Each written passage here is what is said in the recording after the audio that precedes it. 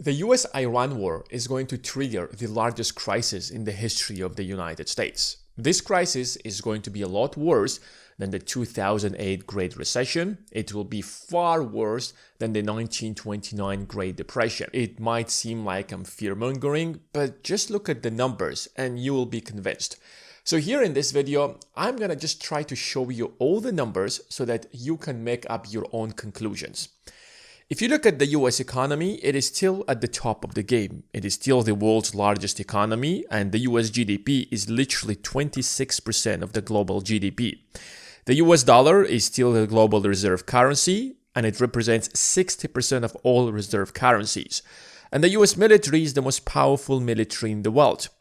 And by looking at all these numbers, it might seem like, what exactly are you talking about? The United States can always print its way out of a crisis, especially when the United States borrows money in US dollars, in its own local currency. So the United States cannot possibly ever go broke, and the United States can always raise trillions of dollars to get out of any crisis, just like it was back in 2008, just like it was in 2020 and 2021.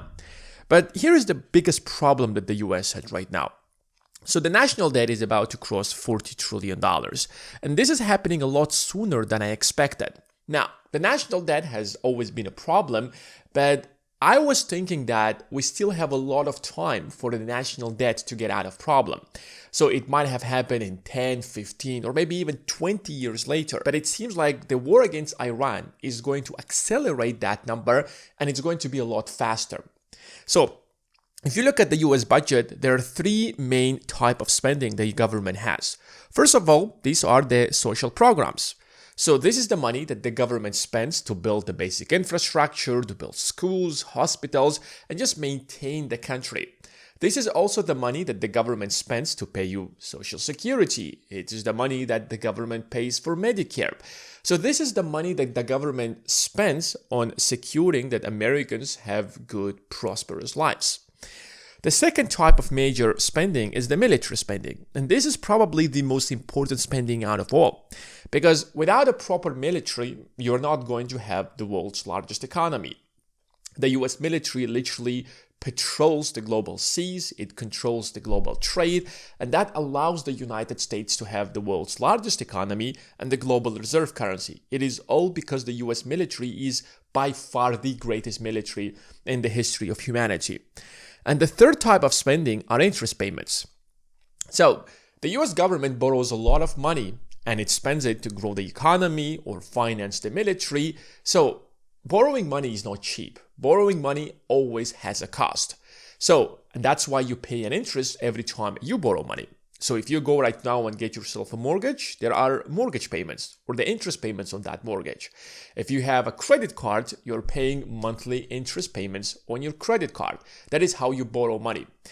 And the United States is not afraid to borrow money because it has to maintain the largest military, and maintaining the largest military keeps the US government or the US economy as the largest economy, and that allows the United States to offer really great social programs.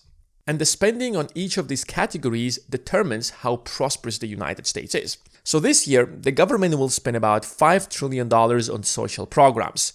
And this is great because this is the money that the government will spend on improving your life. Yes, most of that money is taken from your taxes anyways, but it's still great to feel that your taxes is being spent on you directly. And the government will spend this year about $900 billion on military spending. This is also important because without a proper military, you don't have an empire. And finally, the government will spend about $1.2 trillion in interest payments. And this is where the problem comes, because the interest payments are now going to be way larger than the military spending. So to maintain the current debt, you have to spend far more than you're spending on the military. And the problem with this is that when you get to this situation, suddenly your debt starts to accelerate, and every single year your interest payments are going to rise. So the more you have to spend on interest payments, the less you can spend on the military and the less you can actually spend on social programs. So let me ask you a very simple question. As interest payments are accelerating to levels we have never seen, what do you think the US government is going to sacrifice? Is it going to spend less on the military, or is it going to spend less on social programs? Of course, it is going to be the social programs. Why? Because if you start cutting your payments on military spending, let's say you spend a lot less on the military, you're no longer going to have a reserve currency, which means that you cannot possibly sustain the debt. So this is literally the problem the US government is facing right now. The national debt has always been a problem because sooner or later the interest payments will be exponentially higher. But now the Iran war is simply accelerating that, and maybe in a couple of years from now, which is literally a year from now or two, the interest payments will be so massive that the government will have to make a choice. Where are we going to cut the spending? Obviously, it's not going to be the military because without the military, you don't have the global reserve currency. So suddenly, they will start cutting payments on social programs, which is why you have to prepare that the lives of the average American is going to get a lot worse than it's right now. And this is the trap that the government has got itself into. So if you spend more on the military, let's say that we decided that we're going to spend a lot less on the social programs and we'll spend more on the military because without the military, we don't have the reserve currency. And the reserve currency is important to maintain the debt. So we're going to spend a lot more on the military. We're going to sacrifice all social programs. But that means a lot more debt because the money we're spending on the military right now is coming from debt. But if you're getting more debt, that means that you're going to have more interest payments on that debt. And that means that there is going to be a lot less spending on social programs and less spending on you. So basically, we've got ourselves into this trap right now that every single year from now onwards, less money will be spent on you, more money will be spent on the military that will increase interest payments, which is going to result on less money spending on people. And that is the biggest trap the US government has trapped itself into. But here's the main question is that, what if the US government simply stops spending on the military? I mean, we have $1 trillion military. We can simply stop doing that and start taking care of the average people, of the average American. Now, there is a huge problem with that. Unfortunately, that is not an option the US government can possibly take right now. This is by far going to have the most devastating impact on the US government and the US economy and your life on overall. Why? The US military is everywhere. The United States has about 800 or 900 military bases all across the globe. And that allows the United States to provide this global protection for the world. Because if you want to do business in this global economy, you have to do it on the US terms. And the US terms means that you're going to use the dollar as the global reserve currency and as the currency to do trade. So everything is being sold in US dollars. So Middle Eastern countries sell their oil in US dollars. Other nations are using the dollar because everybody knows that the global economy is protected by the US government. And that means that when there is demand for US dollar, there is demand for the US debt, which means that that debt is sustainable. That is why having a large military is right now is not like a choice for the US government, but rather it is a necessity to keep the US debt sustainable. If we reverse this situation and suddenly there is no more demand for the US debt because there is no more US military across the globe, yields are going to rise. So every debt has an interest rate, and yields basically means the interest payments that you are going to make on the national debt. And the yields are going to determine how much you're going to pay. So demand and supply for the US debt is going to determine the yields. If a lot of people, a lot of countries are ready to buy the US debt, then the US government can offer lower yields. If the demand goes down for the US debt, suddenly the yields are going to spike. So if the yields are going to double, for example, overnight, because there is no more such huge demand for the US treasuries, that means that interest payments are going to double. So if right now the US government are paying like $1.2 trillion in interest payments, this number will be $2.4 trillion. And suddenly you realize that it is not an option to get rid of the military or reduce the military spending.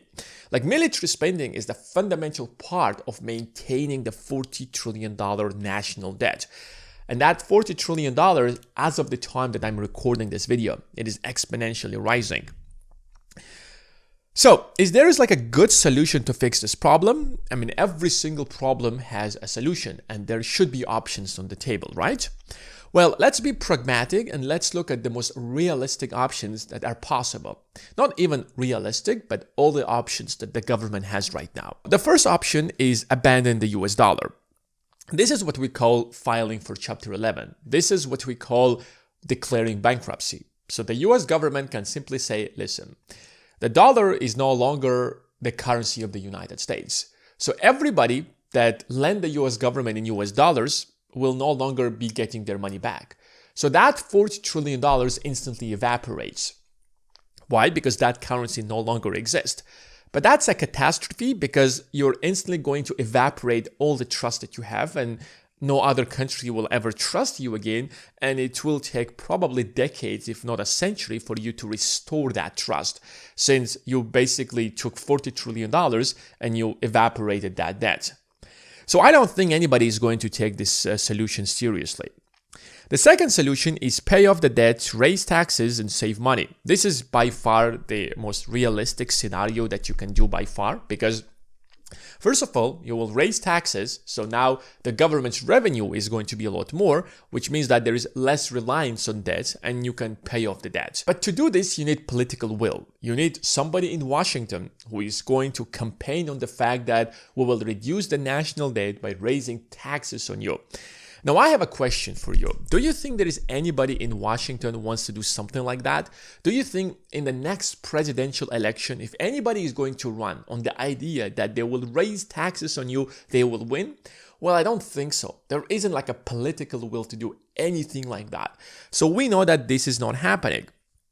But there is a third solution, and that solution is the slow devaluation of the dollar. And that means that every single year, we're going to slowly devalue the dollar, so the real value of the dollar will evaporate. Now, what happens is that the older debt, all that $40 trillion, is going to worth a lot less. Because when we borrowed that money in the past, the dollar used to worth a lot more than it's today. So if we continue this over the next 5 to 10 years, for example, suddenly paying off the debt is going to be a lot cheaper. And that's why they say that $1 today worth more than $1 tomorrow. So $1 10 years ago used to worth more than $1 today. And that is most likely the solution the US government will take. In fact, the US government is already doing that. Now, when you do something like that, here's what happens. First of all, you will have negative interest rates. So the interest rates by the Fed are created to control the value of the dollar. But you are going to have a problem when interest rates are lower than inflation. Even though that, for example, you can make by putting your money in a deposit or a fixed deposit and you can make 3% interest rates, but inflation is 4%.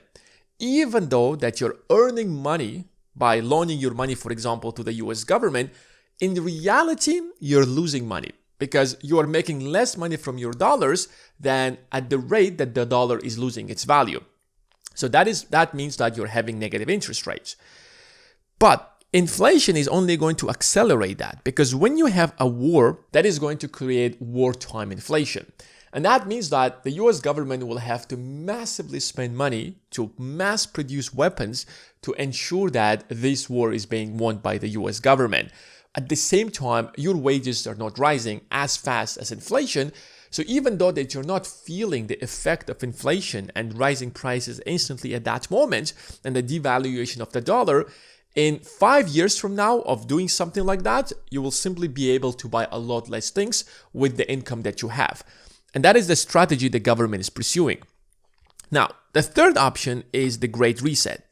Now, the Great Reset seems like a huge conspiracy theory, but in reality, there has been multiple times when the US government has reset the value of the dollar significantly during our lives. I'm not talking about something that happened like over 100 years ago. The Great Reset means is that one day the President of the United States will come out and say that, listen, the people of America and the people of the world in general, this is the new value of the dollar, whether you like it or not, and that is a fact, so welcome to the new reality.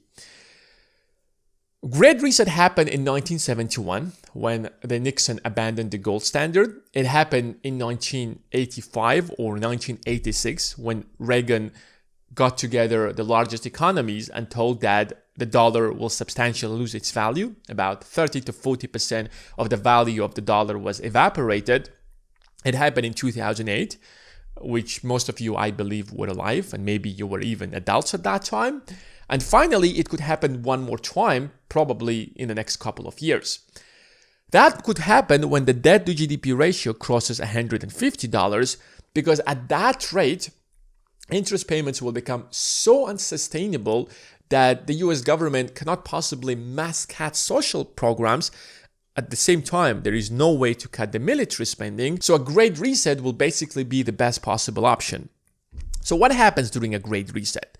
First of all, the value of the dollar will instantly be re-evaluated. And that means that if the US government, for example, says that now the dollar will lose 50% of its value in this Great Reset, suddenly the price of gold just doubles overnight. So if it's $5,000, it becomes $10,000. If it's $10,000, it becomes $20,000. If it's $20,000, it becomes $40,000.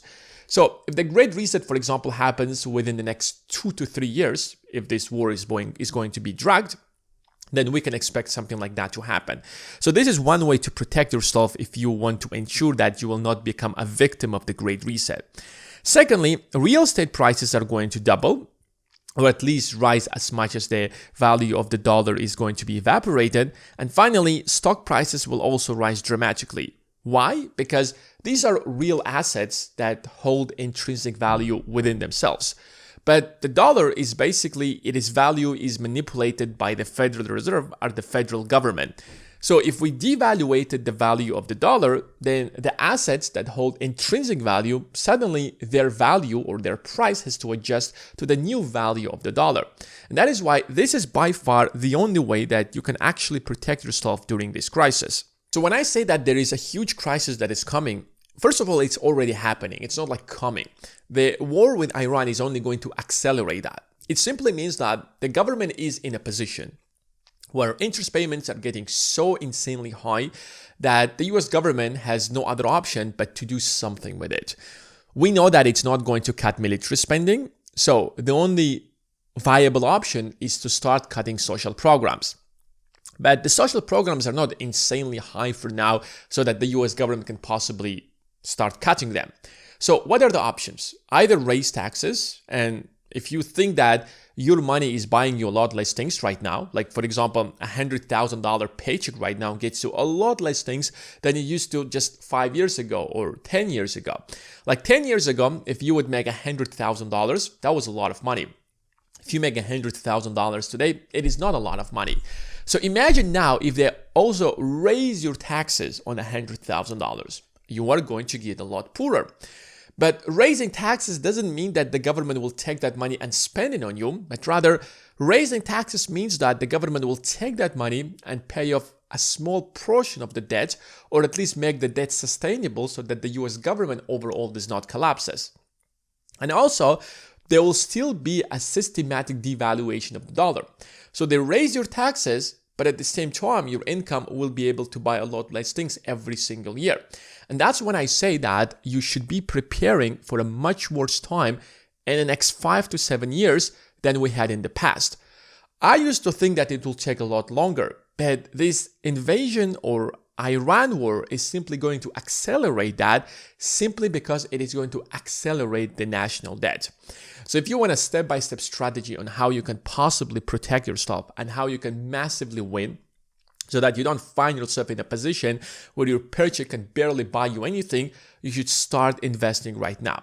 So if you want a very simple step-by-step strategy on how you can massively profit from this, just check out the Investing Academy. The link is going to be in the description of this video.